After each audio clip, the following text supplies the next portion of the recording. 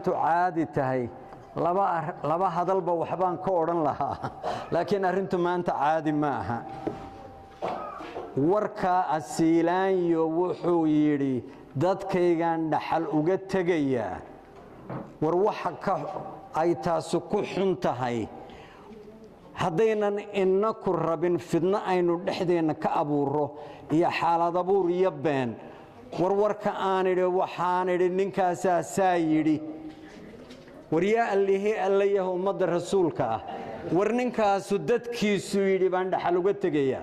war haddaan ku idhi saasuu yiri oo saasaanu rabnaa inaanu ula wada hadallo war waxa dhib kale ee laga dhaxelay de waa daandaansi waa aan ku eedeeyo haddii ay caadi tahay cabaar baan ka hadli lahaa laakiin ka hadli maayo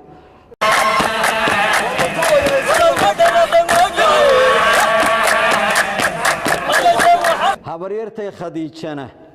haddayba iyadu tira haddaanu reer buuhood la nahay hadda buuhood la dad badan baa afkooda ku hadla